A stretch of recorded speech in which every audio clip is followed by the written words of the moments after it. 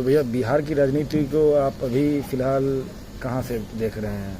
राजनीति में पार्टियां जो हैं अभी अब टिकट बेचने या फिर टिकट बांटने पर लगी है, इसके बारे में सबसे पहले आप क्या कहना चाहेंगे? देखिए, सभी पार्टियों में लोग उद्देश्य है लोगों का बिहार का विकास, जन कल्याण नहीं है। सभी पार्टियों के बड़े लोग, ऊंचे पदों पर बैठे हुए लोगों का उद्देश्य पैसा कमाना रह गया है और उसी उद्देश्य में वो लोग लगे हुए हैं।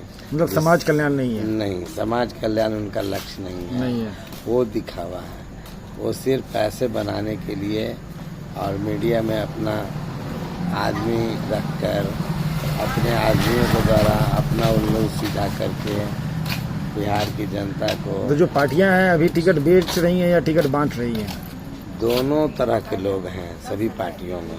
टिकट बिक भी रहा है और कुछ टिकट बांट भी रहे हैं। आपने कुछ दिन पहले देखा होगा, जीतन राम मांझी ने एक ट्वीट डाला था कि दे दो केवल 15 ग्राम, रखो अपनी धरती तमाम।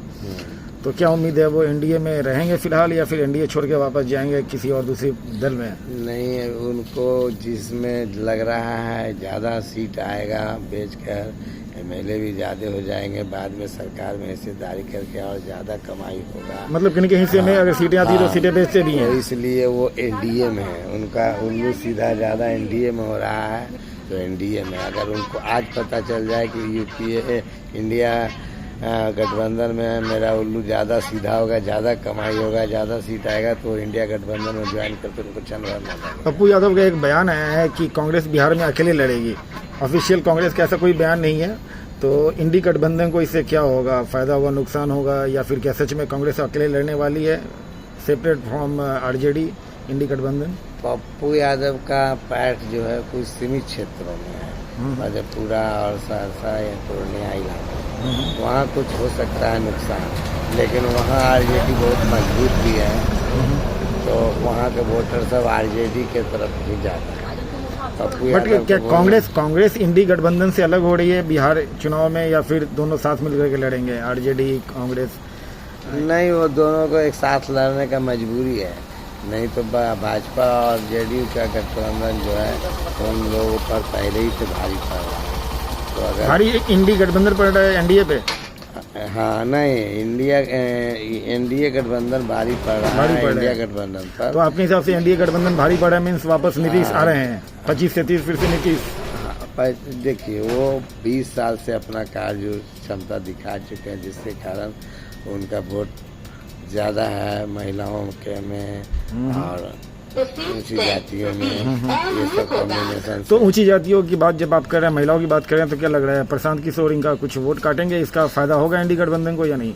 निश्चित रूप से प्रशांत किशोर कुछ नुकसान पहुंचाएंगे, लेकिन वो नुकसान उतना बड़ा ना होगा कि उनको सत्ता में आने से रोक देगा।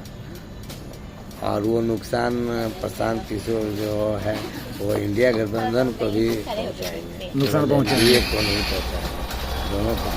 चलिए देखते हैं, पहले तो सीट का बंटवारा हो जाने दीजिए, कौन सी पार्टी, कौन से गठबंधन कौन सी पार्टी को कितनी सीट देती है, किन का पत्ता कटता है और कौन नए खिलाड़ी आते हैं मैदान में, बस कुछ दिनों में पता चल जाएगा। हाँ, वो तो समय के साथ तो पता चल जाएगा कि कौन ही है। अभी हवाएं लोग बना रहे हैं सभी राजनीतिक लोग। हाँ, लेकिन वो जैसे कि हमने देखा ये अशोक महतो ने कहा था भूरा बाल साफ करो, उसके बाद मैंने तेजस्वी का एक अच्छा चीज़ देखा, गेस्चर देखा, तेजस्वी ने अशोक महतो को अपने घर के अंदर नहीं आने दिया। कल देख रहा था मैं, सीमा कुशवाहा जो है वो रो रही थी।